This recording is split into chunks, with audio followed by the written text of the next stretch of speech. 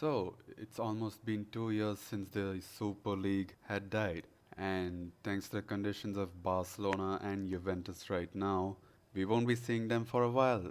But did you guys know that there's already been a Super League that's still running right now? And it's not in football, but rather in basketball. Today we're gonna be talking about the Euroleague. The premier competitions of both football and basketball in Europe share the same origin, which was L'Equipe, who were the first ones to propose a competition between European clubs. However, UEFA acted upon it immediately and started the European Cup in 1955, while, the, uh, while FIBA only established the European Champions Cup about 3 years later in 1958. Another thing both of them share is the fact that in the first season there was Real Madrid. However, while in football Real Madrid were the first winners, in basketball they were knocked out in the semis, with the first winners of the European Champions Cup being Riga's eSCi of present-day Latvia and then USSR. In the beginning of the European Champions Cup, everything was going fine, with the 60s being dominated by CSKA Moscow and Real Madrid, while the 70s were dominated by Pallacanestro Varese with their legendary center Dino Meneghin. However, towards the end of the 70s, specifically 1976, a change happened within FIBA which might have started the wheels to turn for the future of European basketball: the appointment of Borislav Stankovic as the FIBA president. He was on the five-man commission involved in the proposal of the European Champions Cup and was also the FIBA president that allowed NBA players into the Olympics for the first time, which led to the formation of the Dream Team in the 1992 Barcelona Games. However, within Europe, he's probably less fondly remembered because under his tenure, the level of officiating in both the international and the domestic scene within European basketball had taken a nosedive.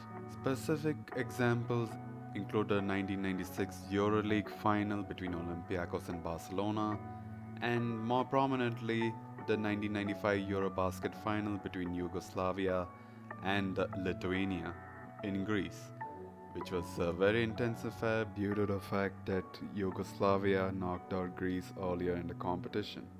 And another thing which he's not very fondly remembered for is the fact that he handled the commercial contracts himself for European basketball without consulting any of the European clubs, which, considering the fact that a lot of the European clubs are also operated by football clubs and also headed by the same people as the football clubs, you can see the egos of the people behind the football scene kind of not meshing well with this attitude of the FIBA president, which had led to the happenings of the 2000 and 2001 season, which is when the thing finally happened. European basketball was split into two: the FIBA owned Super League and the European club owned Euroleague basketball. Euroleague basketball is a name that FIBA had used since 1996. However, they forgot to trademark it. So the clubs younged it for themselves and created a company named Euroleague Basketball and trademarked it. So now FIBA had to use the name Super League, which then went on to proceed to fail after the first season, which was the only season. And so Euroleague basketball had cemented itself as the top level of European basketball. So before talking about the recent history of the Euroleague, we must talk about the motives behind the Euroleague. The main reason for the split was definitely Stankovic's governance.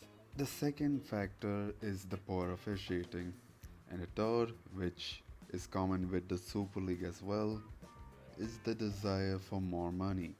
And a fifth reason, which I'm just speculating here, it's not confirmed by anyone or anything, but Europe kind of lagged an NBA. Like none of the domestic leagues matched the level of the NBA, and none of the leagues, including the European Champions Cup, had the had the commercial success of the NBA or even the Champions League. So they wanted to replicate that system within basketball. Now let's talk about why the EuroLeague succeeded while the Super League failed. And in my opinion, the reason the EuroLeague succeeded is because of the fact that throughout the video, I've been making a false equivalence. The EuroLeague isn't the same as the Super League situation. The EuroLeague is actually more in common with another breakaway, the breakaway of the Premier League. In 1991, some of the biggest clubs in Europe and the biggest leagues in Europe had banded together to form the United European Leagues of Basketball, or ULEB, and then from there start their work on forming a breakaway from the European Champions Cup, which was going to be known as Euroleague. While in football, a different breakaway was happening in 1992, the breakaway of the Premier League from the Football League under the guidance of the FA. Both leagues broke away due to the issues found within the sports, where basketball had to face poor officiating on a European scale, while football had to face rampant hooliganism and poor stadia, which led to disasters both at a continental level and a domestic level, with the Hazel disaster and the Hillsborough disaster. Both leagues split up due to the differences with the governance of both sports, with the top European clubs opposing Borislav Stankovic, the then FIBA president, and the top five clubs in English football wanting to break away due to the governance of the Football League. And the strongest reasons for both breakaways happening being the financial side of the game, with EuroLeague splitting with FIBA due to the commercial misdealings of the FIBA president, while the Premier League breaking away from the Football League because of the Football League's chronic financial mismanagement and lack of commercial awareness. And the Premier League is also one of the reasons why the Super League was created in the first place and the main reason why it fell apart. Because the Premier League of today is now probably the most financially lucrative league in all of Europe, while the rest of Europe's top five leagues are struggling with financial issues, especially after the COVID period. Many of the big clubs use this as an excuse to split off from the Champions League and form the Super League with the top six from the Premier League included, because those top six clubs are money making machines.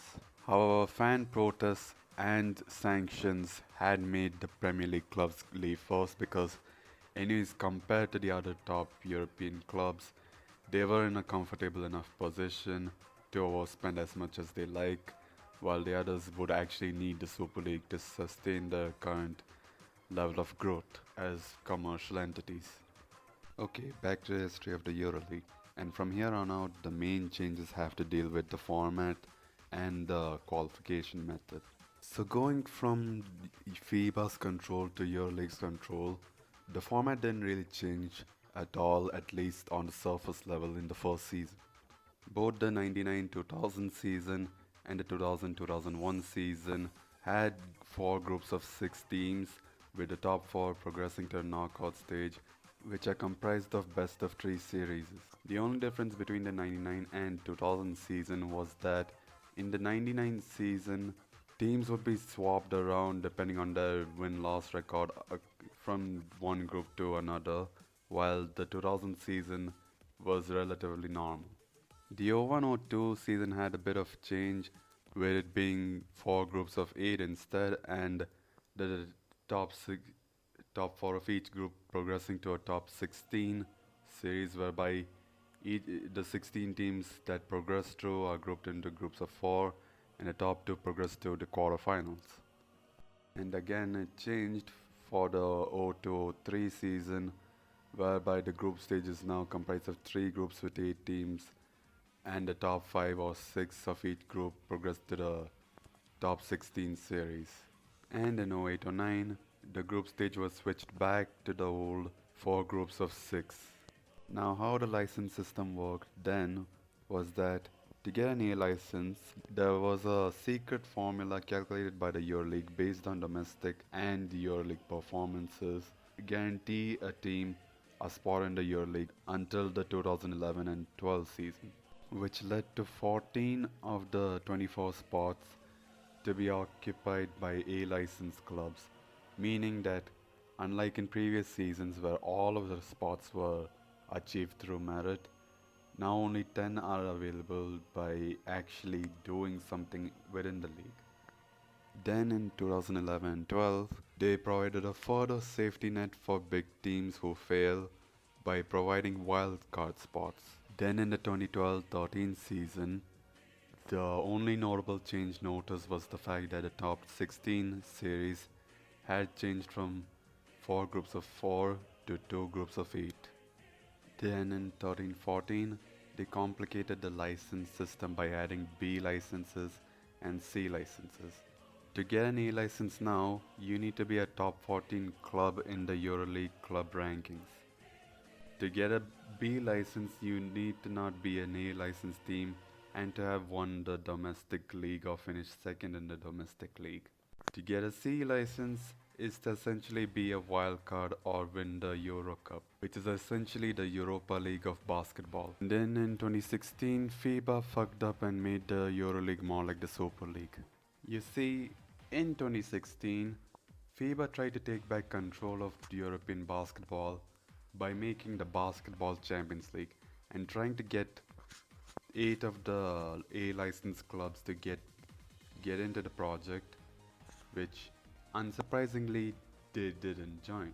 Because if you think for a second, why would you leave a league which you have control over to go to a league governed by an organization which you do not trust? It's literally why they split off. So instead, the EuroLeague in response signed the deal with IMG and then changed the format from a 24-team competition to a 16-team league with the top 8 qualifying for the playoffs. This also meant that the amount of spots which can be achieved through merit alone had dropped from 9 to just 4.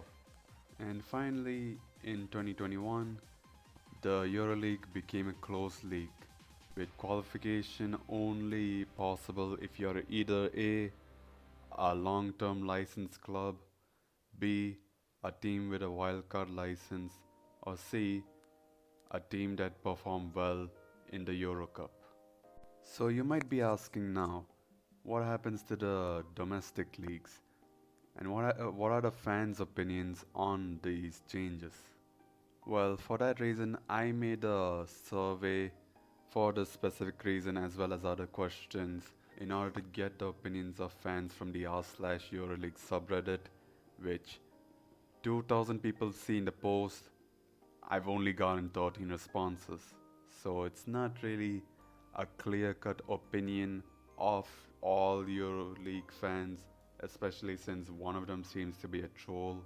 From the survey, only one person didn't support a EuroLeague team, and most of the respondents were either in the age ranges of 15 to 19 or 20 to 29.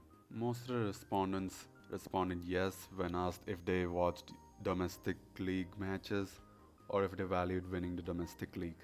The ones which responded no either watched domestic matches but didn't value the league, or valued the league but didn't watch the domestic matches. When asked about the current structure of basketball in Europe, most people were fine with it, with the only grievances being the scheduling of matches, specifically the international games. Because ever since the new FIBA president stepped in 2015, he's been trying to make international games more like how they operate in football, which is confusing to say the least because we don't really value the international games in football. But I digress. The ones that didn't like the structure currently was a Red Star Belgrade fan who loved the domestic league and wishes it was valued more in terms of qualifying for the EuroLeague itself. But currently the EuroLeague is ruled by the clubs themselves, which means that no matter how badly a lot of these clubs do, they anyways end up being in the Euroleague in the next season anyways, which they think is against the spirit of sport itself. But as long as how the structure is currently remains, they think that the Euroleague will proceed to be a closed league like the NBA, whereby even the Euro Cup won't be enough to qualify for the Euroleague. The second person who didn't like the current structure is a Bilbao fan, which is a team that's not in the Euroleague currently, and he would prefer if the license-based qualification was abolished and instead the domestic league champions were the ones who qualified, and would like the FIBA and EuroLeague dispute to end, but otherwise he's kind of satisfied with how it is right now. On the question of FIBA, most kind of hate the poor referees and the Europe-specific problem with the greediness, but on the international stage they're fine. They're fine as it is.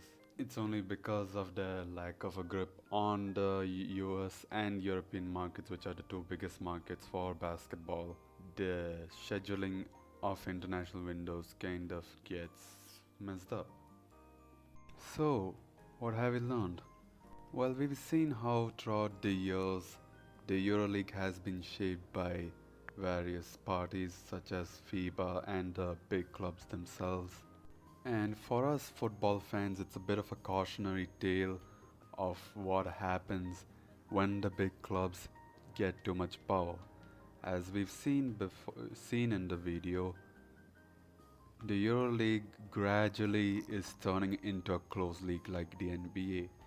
There's no chance for a small team like Bilbao to enter anymore, and the domestic leagues, while still watched, is gonna slowly fade into irrelevancy, because have you ever heard of any other basketball league in Europe besides the EuroLeague prior to this video? However, as much of a cautionary tale as it may be, it is slowly becoming a reality for us football fans, as mentioned with the Swiss model. Even if we boycott it, there's a chance that that could be used as an excuse for Super League to return, and if we watch it, we'll slowly see the Champions League devolving into an inferior version of itself right now. This phenomena is not restricted to Europe either.